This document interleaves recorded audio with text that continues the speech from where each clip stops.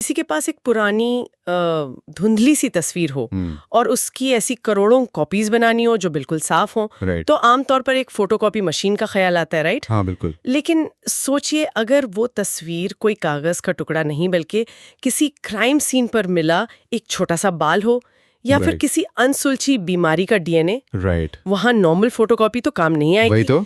एक वक्त था जब इस छोटे से सबूत से कुछ पता लगाना ऑलमोस्ट नामुमकिन था। पर 1980s के दशक में ना एक ऐसी बायोलॉजिकल फोटोकॉपी मशीन आई जिसने फोरेंसिक्स और मेडिसिन का रूप ही बदल दिया। इसे हम पॉलीमरेज चेन रिएक्शन या आम भाषा में पीसीआर कहते हैं। एग्जैक्टली। तो चलिए इसको थोड़ा विस्तार से समझते हैं। एक छोटी सी डीएनए की मात्रा को मिलियन या बिलियन कॉपीज में बदल देना सुनने में किसी साइंस फिक्शन फिल्म जैसा लगता है, पर हमारी इस चर्चा का मकसद यही है कि इस जटिल प्रोसेस को मजेदार उदाहरणों के साथ इस तरह खोला जाए कि सब कुछ बिल्कुल शीशे की तरह साफ हो जाए। और इस बायोलॉजिकल फोटोग्राफी के पीछे की कहानी वाकई हैरानगेज है। मतलब 1983 में कारी मुलिस नाम के एक वैज्ञानिक थे जो सीटस कॉर्पोरेशन में काम कर रहे थे। उन्होंने इस पॉलीमरेज चेन रिएक्शन का विचार दिया था। अच्छा, 1983 में? हाँ, उन दिनों डीएनए की कॉपीज बनाना एक बेहद थका देने वाला और लंबा प्रोसेस था जिसमें हफ्तों लग जाते थे यार। कारी मुलिस ने एक ऐसी टेक्निक खोज निकाली जो कुछ ही घंटों में डीएनए के एक छोटे से हिस्से को एम्पलीफाई कर सकती थी। ओह वाओ, हफ्तों का काम घंटों में? बिल्कुल। यह आविष्कार इतना क्रांतिकारी था कि 1987 में इसके लिए उन्हें नोबेल प्राइज से नवाजा गया। असल में अगर देखें तो उन्होंने बायोलॉजी की दुनिया के लिए ना कंट्रोल+C और कंट्रोल+V का आविष्कार किया था, जो प्राइमर मीडिएटेड एंजाइम्स पर आधारित एंजाइमेटिक रेप्लिकेशन का इस्तेमाल करता है। कंट्रोल+C और कंट्रोल+V वाली एनालॉजी सच में काफी दिलचस्प है। तो इस जादुई फोटोकॉपी को करने के लिए आखिर क्या सामग्री चाहिए होती है? इसे समझने के लिए ना हम एक मास्टर शेफ बायोलॉजी ट्रिक का इस्तेमाल कर सकते हैं। हाँ, ये बढ़िया अप्रोच है। मान लीजिए कि एक बहुत ही हाईटेक किचन में खाना पक रहा है।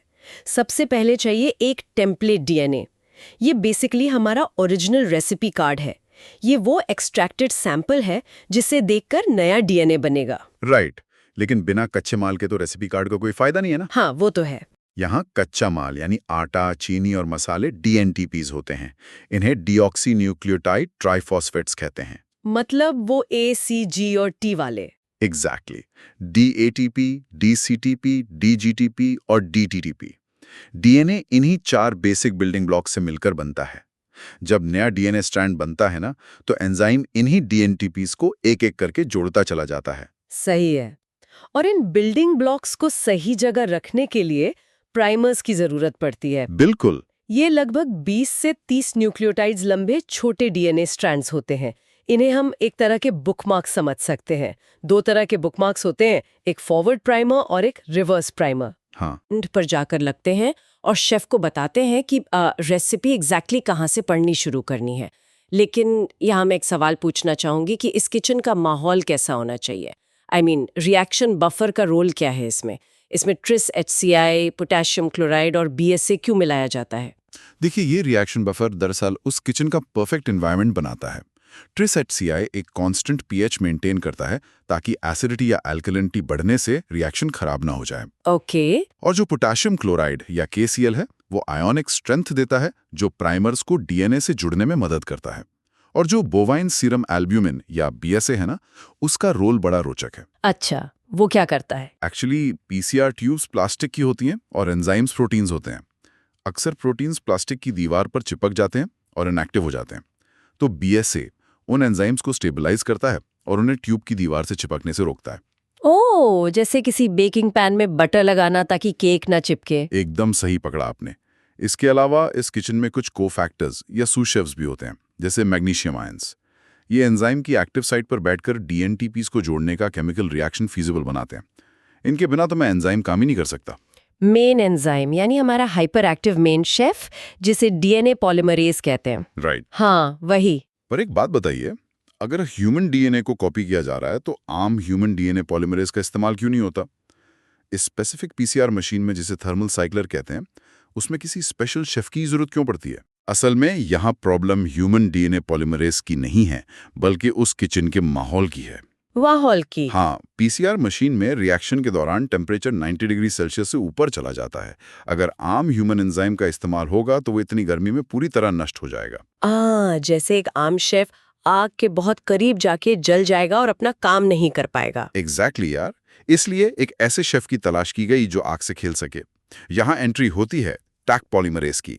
इसे थर्मोसोक्वाटिकस नाम के एक बैक्टीरिया से निकाला जाता है। जो गर्म झरनों में मिलता है। हाँ वही। ये बैक्टीरिया नेचुरली उबलते हुए हॉट स्प्रिंग्स में पाया जाता है, इसलिए इसका एंजाइम एक्सट्रीम हाई टेम्परेचर्स पर भी जिंदा रहता है और बड़ा एफिशिएंटली काम करता है। ये हुई ना बात एक आग से खेलने वाला शेफ। लेकिन एक बात सोचने वाली है, क्या इस एक्सट्रीम स्पीड और गर्मी में ये शेफ कोई गलती नहीं करता? गलतियां बिल्कुल होती हैं। टैग पॉलीमरेज की एक बड़ी कमी यह है कि इसमें प्रूफ रीडिंग की क्षमता नहीं होती। मतलब अगर गलती हुई तो वो ठीक नहीं कर सकता। राइट। यानी अगर उसने गलती से ए के सामने टी की जगह सी जोड़ दिया तो वो उसे सुधार नहीं सकता, बस आगे बढ़ जाता है। इसका एरर रेट लगभग 1 in 9000 न्यूक्लियोटाइड्स है। तो जहां बिल्कुल एग्जैक्ट कॉपी चाहिए होती होगी वहां क्या करते हैं? वहां हम पीफू डीएनए पॉलीमरेज का इस्तेमाल करते हैं, जो पायरोकोकस फ्यूरियसिस से मिलता है। इसमें 3 प्राइम से 5 प्राइम एक्सोन्यूक्लियस एक्टिविटी होती है, जिसका मतलब है ये पीछे मुड़कर अपनी गलती सुधार सकता है। अच्छा, एकदम स्मार्ट शेफ। बिल्कुल। वेंट और पुअर पॉलीमरेजेस भी इसी तरह के हाई फिडेलिटी एंजाइम्स हैं। टैग फास्ट जरूर है पर थोड़ा लापरवाह है। सही बात है। तो सामग्री जमा हो गई और शेफ की खासियत भी समझ आ गई। अब देखते हैं कि ये पकवान बनता कैसे है। हाँ। एक पीसीआर साइकिल के 3 मुख्य चरण होते हैं और इसे याद रखने के लिए ना द DAE डांस या एक नए रिश्ते की ट्रिक बड़ा अच्छा काम करती है। द DAE डांस बढ़िया है। हाँ, तो सबसे पहला स्टेप है डी यानी डीनेचुरेशन। इसे द ब्रेकअप कह सकते हैं। यहाँ क्या होता है और कैसे? तो डीनेचुरेशन स्टेज में मशीन का टेम्परेचर 94 से 98 डिग्री सेल्सियस तक बढ़ाया जाता है। डीएनए डबल हेलिक्स आपस में हाइड्रोजन बॉन्ड्स के जरिए जुड़ा होता है। एडेनिन और थाइमिन के बीच 2 बॉन्ड्स और गुआनिन और साइटोसिन के बीच 3 बॉन्ड्स, राइट? एकदम सही। जब इतनी ज्यादा गर्मी दी जाती है ना तो मॉलिक्यूल्स में काइनेटिक एनर्जी बढ़ जाती है और ये हाइड्रोजन बॉन्ड्स टूट जाते हैं। 1 से 2 मिनट के अंदर डबल स्ट्रैंडेड डीएनए पूरी तरह से 2 सिंगल स्ट्रैंड्स में अलग हो जाता है। जैसे 2 लोग अलग हो गए ब्रेकअप में, वैसा ही कुछ। हाँ, जहां आप दोनों अकेले हैं और किसी नए की तलाश में हैं। और इस ब्रेकअप के बाद जिंदगी आगे बढ़ती है और वही दूसरा स्टेप है एनीइंग। इसे हम द मैच मेकिंग समझ लेते हैं। सही है। मशीन अचानक ठंडी होती है, टेम्परेचर 45 से 60 डिग्री सेल्सियस के बीच आ जाता है। पर मेरा सवाल ये है कि इस ठंडे माहौल में ये प्राइमर्स यानी जो हमारे मैच मेकर्स हैं वो अपना काम कैसे करते हैं और ओरिजिनल डीएनए स्ट्रैंड्स वापस एक दूसरे से क्यों नहीं जुड़ जाते? यही तो इस प्रोसेस की खूबसूरती है यार।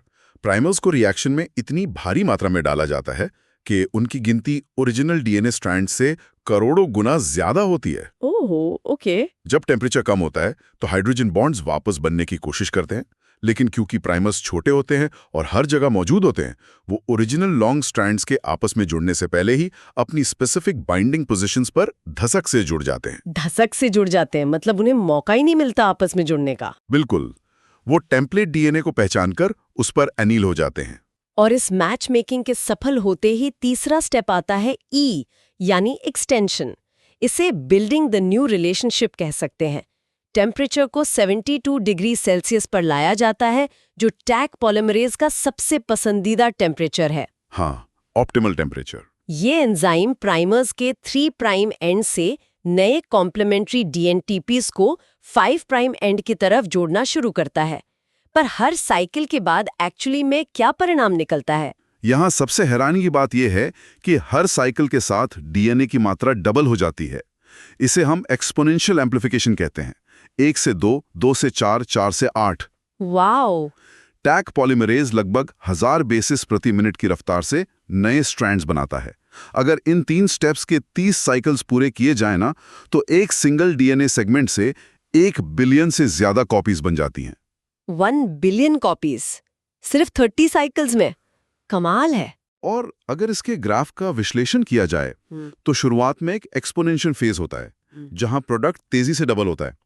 लेकिन फिर एक लेवलिंग स्टेज आती है, जहां टैग एंजाइम लगातार गर्मी सहकर थकने लगता है। अच्छा, एंजाइम भी थकता है? बिल्कुल। और आखिर में एक प्लेटो फेज आता है। ये प्लेटो इसलिए आता है क्योंकि रिएक्शन ट्यूब के अंदर जो डीएनटीपीज और प्राइमर्स थे वो पूरी तरह से खत्म हो चुके होते हैं। एक ही साइकिल में इतना कुछ, और 30 साइकिल्स में बिलियंस की गिनती। लेकिन इस पूरी प्रक्रिया में एक चीज बहुत ध्यान देने वाली लग रही है मुझे। एनीलिंग स्टेज में प्राइमर्स का जो रोल है, उसके बिना प्रोसेस आगे नहीं बढ़ सकती, राइट? हाँ, प्राइमर्स तो जान है इसकी। इन बुकमार्क्स को डिजाइन करना किसी अरेंज्ड मैरिज की कुंडली मिलाने जैसा लग रहा है, जहां नखरे बहुत होते हैं। अगर इन नियमों को थोड़ा गहराई से देखें तो सबसे पहला सवाल उनकी लंबाई पर आता है। 20 से 30 लेटर्स ही क्यों होने चाहिए? लंबाई को लेकर इतना स्ट्रिक्ट रूल इसलिए है क्योंकि अगर प्राइमर 20 लेटर से छोटा होगा, मान लीजिए सिर्फ 10 लेटर्स का, तो इस बात की बहुत ज्यादा संभावना है कि वो 10 लेटर का सीक्वेंस पूरे ह्यूमन जीनोम में हजारों जगह मौजूद हो। तो वो गलत जगह जाके जुड़ जाएगा। एग्जैक्टली। और अगर प्राइमर 40 से 50 लीटर्स का हो गया तो उसका मेल्टिंग टेम्परेचर इतना हाई हो जाएगा कि बाइंड होने में दिक्कत आएगी और उसको लैब में सिंथेसाइज करना भी महंगा और मुश्किल होगा। सही है। तो 20-30 का रूल एक स्वीट स्पॉट है, जहां स्पेसिफिसिटी और एफिशिएंसी दोनों मिलती हैं। बिल्कुल सही समझे आप। मतलब ना बहुत छोटा ना बहुत लंबा। फिर मिसमैचिंग से बचने के लिए जीसी कंटेंट का भी 50% होना जरूरी बताया जाता है। अगर हम जीसी कंटेंट को एक बैलेंस्ड कुंडली माने तो 3 प्राइम एंड पर सी या जी का होना उस रिश्ते पर पारिवारिक मोहर लगाने जैसा है। इसे जीसी क्लैंप भी कहा जाता है ना? एकदम सही कनेक्शन जोड़ा आपने। देखिए, सी और जी के बीच 3 हाइड्रोजन बॉन्ड्स होते हैं, जबकि ए और टी के बीच सिर्फ 2 होते हैं। अच्छा। इसलिए प्राइमर के आखिरी सिरे पर यानी 3 प्राइम एंड पर अगर सी या जी हो तो वो टेम्पलेट के साथ इतनी मजबूती से बांधता है कि पॉलीमरेज एंजाइम जब वहां अपना काम शुरू करने आता है तो प्राइमर हिलेगा नहीं। ये बाइंडिंग को एंकर करता है। Make sense. इसके अलावा प्राइमर डिजाइन में इंटरनल सेकेंडरी स्ट्रक्चर को अवॉइड करना भी उतना ही जरूरी है। इसे हम आम भाषा में किसी ऐसे इंसान से जोड़ सकते हैं जो सिर्फ अपने आईने में ही देखता रहे, यानी खुद से ही ऑब्सेस्ड हो। अगर प्राइमर खुद पर ही फोल्ड हो जाए तो क्या होता है? अगर प्राइमर के अंदर ही कुछ हिस्से एक दूसरे के कॉम्प्लीमेंट्री हो ना, तो वो घूमकर हेयरपिन लूप बना लेता है। जब वो खुद से ही जुड़ गया तो टेम्पलेट डीएनए से कैसे जुड़ेगा? वही तो, अपना ही फायदा देख रहा है बस। हाँ, साथ ही प्राइमर अनीलिंग से भी बचना होता है। अगर फॉरवर्ड और रिवर्स प्राइमर के एंड्स एक दूसरे से मैच कर गए तो वो आपस में ही जुड़कर प्राइमर डायमर बना लेते हैं। और इससे होता क्या है? ताक पॉलीमरेज इन्हीं डायमर्स को एम्पलीफाई कर देता है और जो हमारा ओरिजिनल टारगेट डीएनए था वो वैसा का वैसा पड़ा रह जाता है। ओ, सारी मेहनत बेकार। यहाँ वैसे मैथ्स का भी थोड़ा खेल है। प्राइमर डिजाइन में मेल्टिंग टेम्परेचर यानी टीएम का एक खास फॉर्मूला होता है ना। ये वो टेम्परेचर है जहाँ डीएनए ड्यूप्लेक्स का आधा हिस्सा सिंगल स्ट्रैंडेड बन जाता है। हाँ, और ये फॉर्मूला बड़ा ही सीधा सा है। TM = 4 multiplied by G plus C plus 2 multiplied by A plus T। अच्छा, जी और सी को 4 से क्यों मल्टीप्लाई करते हैं? क्योंकि GC बॉन्ड्स तोड़ने के लिए ज्यादा गर्मी चाहिए होती है। उनमें 3 बॉन्ड्स है ना, इसलिए उन्हें 4 से मल्टीप्लाई किया जाता है। उदाहरण के लिए अगर एक प्राइमर में 10 GC और 10 AT हैं तो TM होगा 4 × 10 प्लस 2 × 10 यानी 60 डिग्री सेल्सियस। ओके, समझ गई। आमतौर पर एनीलिंग टेम्परेचर इस TM से 3 से 5 डिग्री कम रखा जाता है, यानी इस केस में लगभग 55 से 57 डिग्री। अगर एनीलिंग टेम्परेचर 65 डिग्री से ऊपर चला जाए तो मिसमैच सीक्वेंसेस पर गलत एनीलिंग का खतरा बहुत बढ़ जाता है। तो फॉर्मूला सेट हो गया, primer set, machine set. PCR ने अपना काम कर दिया और बिलियंस कॉपीज बन गई। पर जो चीज आंखों से दिख ही नहीं रही, उसको एनालाइज कैसे करेंगे? चेक कैसे होगा कि सही कॉपी बनी है या नहीं? एगारोस जेल इलेक्ट्रोफोरेसिस का जिक्र आता है, पर ये असल में करता क्या है? नाम सुनने में तो किसी साई-फाई मूवी के वेपन जैसा लग रहा है। थोड़ा भारी नाम है, पर इसे समझने के लिए एक छलनी यानी सीव की कल्पना की जा सकती है, जिसमें इलेक्ट्रिसिटी करंट दौड़ा दिया जाए। छलनी जिसमें करंट हो? हाँ, एगारोस एक तरह का जेली जैसा सब्सटेंस होता है जिसमें छोटे छोटे पोर्स होते हैं। हम एम्प्लीफाइड डीएनए को इस जेल के एक एंड पर डालते हैं। अब डीएनए नेगेटिवली चार्ज्ड होता है उसके फॉस्फेट बैकबोन की वजह से। ओके। जब जेल में करंट दिया जाता है तो डीएनए पॉजिटिवली चार्ज्ड पोल की तरफ भागने लगता है। जो डीएनए के टुकड़े छोटे होते हैं वो जेल की छलनी से तेजी से निकलकर आगे पहुंच जाते हैं और बड़े टुकड़े पीछे रह जाते हैं। इस तरह हम साइज के हिसाब से बैंड्स देखते हैं। अच्छा, तो साइज से पता चल जाता है? बिल्कुल। और अगर टारगेट जीन की मात्रा शुरुआत में बहुत ही कम थी तो क्लोनिंग की जाती है। और डीएनए के एग्जैक्ट लेटर्स यानी ए, टी, सी, जी जानने के लिए ऑटोमेटेड सीक्वेंसर मशीन के जरिए सीक्वेंसिंग भी की जाती है। सही है। तो अगर ये स्टैंडर्ड मशीन इतनी फ्लॉलेस है, तो हमें अलग-अलग वेरिएशंस की ज़रूरत क्यों पड़ती है? जैसे हर क्राइम सीन या हर वायरस अलग होता है, क्या इस मशीन को अलग-अलग सिचुएशंस के लिए अडैप्ट किया जाता है? इसे कुछ स्मार्टफोन अपग्रेड्स की तरह देखा जा सकता है। सबसे पहला अपग्रेड मुझे दिख रहा है आरटी-पीसीआर, यानी रिवर्स ट्रांसक्रिप्टेज पीसीआर। ये स्टैंडर्ड पीसीआर से अलग कैसे है? देखिए, आरटी-पीसीआर में ट्विस्ट ये है कि शुरुआत डीएनए से नहीं बल्कि आरएनए से होती है।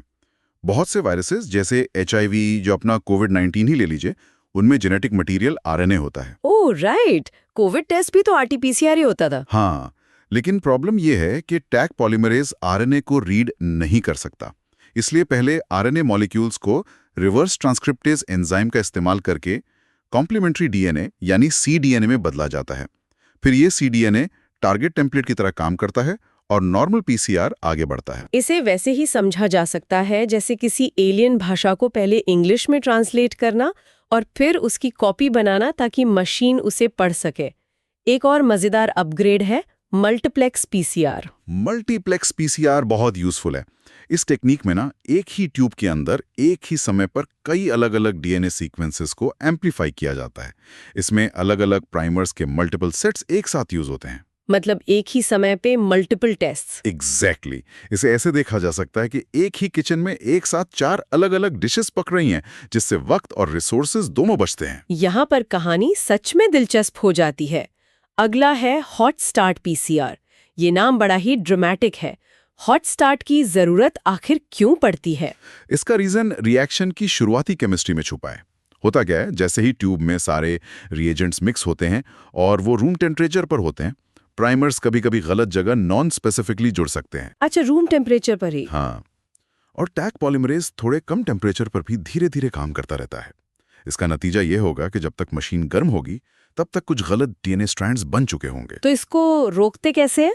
इस प्रॉब्लम को रोकने के लिए हॉट स्टार्ट पीसीआर में टैग पॉलीमरेज को एक स्पेशल एंटीबॉडी से लॉक कर दिया जाता है। जब तक रिएक्शन का टेम्परेचर 95 डिग्री तक नहीं पहुंचता, यानी डीनेचुरेशन पॉइंट तक, वो एंटीबॉडी नहीं टूटती। यानी जब माहौल पूरी तरह गर्म होता है, तभी शेफ आजाद होकर अपना असली काम शुरू करता है। कमाल है। जैसे शेफ के हाथ तब तक बंधे रखना जब तक किचन का तवा पूरी तरह से गर्म ना हो जाए, ताकि कोई जल्दबाजी में गलत खाना ना पक जाए। एकदम सही एनालॉजी है। फिर नेस्टेड पीसीआर नाम की भी एक चीज होती है, जिसमें 2 अलग-अलग पीसीआर रन्स होते हैं। ये डबल मेहनत किस लिए? ये डबल मेहनत स्पेसिफिसिटी को बढ़ाने के लिए की जाती है यार। नेस्टेड पीसीआर में 2 सेट्स के प्राइमर्स का इस्तेमाल होता है। पहला सेट एक बड़े डीएनए रीजन को एम्प्लीफाई करता है, फिर दूसरा प्राइमर सेट उस पर काम करता है। दूसरा सेट कैसे काम करता है? वो दूसरा सेट पहले बने हुए प्रोडक्ट के अंदर के एक छोटे सेकेंडरी टारगेट के लिए डिजाइन होता है। अगर पहले रन में कुछ गलत बैकग्राउंड डीएनए एम्प्लीफाई हो भी गया ना, तो दूसरा प्राइमर सेट उस गलत डीएनए पर बाइंड नहीं करेगा, क्योंकि वो सिर्फ उस स्पेसिफिक अंदरूनी हिस्से को पहचानता है। ये तो बिल्कुल वही बात हो गई कि पहले अपना होमवर्क खुद करना और फिर किसी एक्सपर्ट से डबल चेक करवाना, ताकि गलती की कोई गुंजाइश ही ना रहे। एक आखिरी अपग्रेड इस लिस्ट में कोल्ड पीसीआर भी आता है। इसे म्यूटेट हुए डीएनए को पहचानने में कैसे इस्तेमाल किया जाता है? कोल्ड पीसीआर का मैकेनिज्म ना बेसिकली मेल्टिंग टेम्परेचर पर खेला जाता है। अगर किसी डीएनए सीक्वेंस में एक सिंगल म्यूटेशन है, जैसे मान लो जी की जगह ए आ गया, तो उसका मेल्टिंग टेम्परेचर थोड़ा सा गिर जाता है, क्योंकि जीसी बॉन्ड्स कम हो गए। राइट, 3 बॉन्ड्स की जगह 2 हो गए वहां। हाँ, तो कोल्ड पीसीआर में क्रिटिकल डीनेचुरेशन टेम्परेचर को जानबूझकर थोड़ा कम रखा जाता है, ताकि सिर्फ वो म्यूटेटेड डीएनए ही डीनेचर हो और एम्प्लीफाई हो। नॉर्मल यानी wild type DNA double stranded ही रह जाता है और एम्प्लीफाई नहीं होता। ओह, मतलब म्यूटेंट्स के लिए क्लब में वीआईपी एंट्री पास। वो पहले लाइन में आएंगे। हा। बिल्कुल वैसे ही। तो इस सब का आखिर मतलब क्या है? अगर इन तमाम अपग्रेड्स, फॉर्मूलाज और टेम्परेचर्स को छोड़कर जिंदगी के असली पैमाने पर देखें, तो आम इंसान के लिए पीसीआर का क्या महत्व है? अगर हम इसको बड़े पैमाने पर देखें, तो इसका असर मॉडर्न मेडिसिन और साइंस के लगभग हर पहलू पर है। रिसर्च की दुनिया में डीएनए सीक्वेंसिंग और नई दवाइयों की खोज में ये एक नींव का पत्थर है। और क्लिनिकल साइड में? क्लिनिकल साइड पर तो इसका रोल बेमिसाल है। किसी भी वायरल, बैक्टीरियल या पैरासिटिक इन्फेक्शन का पता अब कल्चर करने की हफ्तों लंबी प्रोसेस की जगह कुछ घंटों में चल जाता है। कैंसर डायग्नोसिस में ये क्रांति लाया है। कैंसर में कैसे? चाहे वो ऑन्कोजीन्स या ट्यूमर सप्रेसर जीन्स में म्यूटेशन डिटेक्ट करना हो या सर्जरी के बाद मिनिमल रेजिडुअल डिजीज का फॉलोअप करना हो, पीसीआर बहुत काम आता है। यहाँ तक कि जेनेटिक बीमारियां जैसे डाउन सिंड्रोम या सिस्टिक फाइब्रोसिस को बच्चे के पैदा होने से पहले ही डिटेक्ट किया जा सकता है। और फोरेंसिक्स में तो इसने पूरी कहानी ही बदल दी है। पैटर्निटी टेस्ट से लेकर क्राइम सीन पर मिले छोटे से छोटे सबूत जैसे सूखे खून के धब्बे या राल को पीसीआर के जरिए बढ़ाकर अपराधी की पहचान पक्की की जा सकती है। बिल्कुल। लेकिन यहाँ मेरे ध्यान में एक आम सवाल आता है। अगर एक छोटे से बाल के टुकड़े से बिलियन कॉपीज बनाई जा रही हैं, तो क्या इसमें खतरा नहीं है? अगर उस फोरेंसिक लैब में टेस्ट करते वक्त किसी टेक्नीशियन का पसीना उस ट्यूब में चला जाए, तो क्या मशीन उस टेक्नीशियन के डीएनए को भी एम्प्लीफाई नहीं कर देगी? इस टेक्निक के क्या नुकसान है आखिर? ये बहुत ही वाजिब सवाल है और सच कहूं तो यही पीसीआर की सबसे बड़ी चुनौती भी है। इसकी सेंसिटिविटी ही इसकी सबसे बड़ी दुश्मन बन सकती है। वही ना। इसके लिए एक बेहद स्टेराइल यानी 100% साफ सुथरा एनवायरनमेंट चाहिए होता है। अगर रिएक्शन ट्यूब में हवा से भी किसी और का डीएनए या एक डैंड्रफ का टुकड़ा भी गिर गया, तो पीसीआर मशीन उसे भी टारगेट डीएनए समझकर उसकी बिलियन कॉपीज बना देगी। बाप रे। हाँ, और पूरा टेस्ट बर्बाद हो जाएगा, जिसे फॉल्स पॉजिटिव कहते हैं। इसके अलावा ये काफी महंगी टेक्निक है जिसके लिए हाईली स्किल्ड टेक्नीशियंस की जरूरत होती है। एक और कमी ये है कि स्टैंडर्ड पीसीआर से हम सिर्फ क्वालिटेटिव रिजल्ट्स निकाल सकते हैं, मतलब कि बीमारी है या नहीं। उसकी एक्चुअल मात्रा बताना आसान नहीं होता। यानी पावर जितनी बड़ी है, रिस्क भी उतना ही बड़ा है। एक डैंड्रिफ का टुकड़ा और पूरा एक्सपेरिमेंट फ्लॉप। हाँ, वही तो इस पूरी चर्चा का निष्कर्ष ये निकलता है कि इस पॉलीमरेज चेन रिएक्शन ने सच में मॉलिक्यूलर बायोलॉजी के काम करने के तरीके को जीरो से हीरो बना दिया है। इसकी रफ्तार, इसकी ताकत और इसके अलग अलग रूप, चाहे आरटीपीसीआर हो या मल्टीप्लेक्स, इस बात का सबूत है कि साइंस ने नेचर को कितने करीब से समझना शुरू कर दिया है। बिल्कुल। एक इनविजिबल डीएनए मॉलिक्यूल से शुरू करके उसे विजुअल डेटा में बदल देना किसी जादू से कम नहीं है। इससे ना एक बहुत महत्वपूर्ण सवाल उठता है। आज हम बीमारियों और अपराधियों को पकड़ने के लिए डीएनए को लैब में एक बड़ी मशीन के अंदर एम्प्लीफाई कर रहे हैं, पर सोचिए जरा, उस भविष्य की कल्पना कीजिए जहां टेक्नोलॉजी इतनी आगे बढ़ जाए कि हमारे हाथों में एक स्मार्टफोन जैसा हैंड हेल्ड पीसीआर यंत्र हो। एक पॉकेट पीसीआर मशीन। हाँ, एक ऐसा यंत्र जो हवा में मौजूद चंद डीएनए या आरएनए के कणों को स्कैन करके ही ये बता दे कि आने वाले अगले 1 घंटे में आसपास के माहौल से कौन सा नया वायरल इन्फेक्शन फैल सकता है। वाह, ये तो साईफाई लेवल हो गया। और उससे भी गहरा सवाल यह है कि अगर इस बायोलॉजी को एक मशीन की तरह इतनी आसानी से कॉपी और पेस्ट किया जा सकता है, तो क्या आने वाले समय में किसी नए सिंथेटिक जीवन को भी सिर्फ एक छोटे से डिजिटल कोड और 3D प्रिंटर के जरिए प्रिंट किया जा सकेगा? My God. ये एक ऐसी दिशा है जिसके बारे में सोचना थोड़ा डरावना भी है, पर बेहद उत्साहवर्धक भी। ये वाकई सोचने वाली बात है। और इस सोचने वाली बात के साथ ही वापस उस धुंधली सी तस्वीर की तरफ ध्यान जाता है। साइंस और बायोलॉजी की इस एडवांस्ड फोटोकॉपी मशीन ने दुनिया को ये दिखा दिया है कि जब बात सेल और डीएनए की हो, तो कोई भी छोटी से छोटी डिटेल हमेशा के लिए छुपी नहीं रह सकती। अगली बार जब भी साइंस या मेडिसिन में किसी बड़ी खोज की बात आएगी, तो इन प्राइमर्स, एंजाइम्स और डीएनए के इस बेमिसाल डांस का योगदान सबसे आगे खड़ा मिलेगा।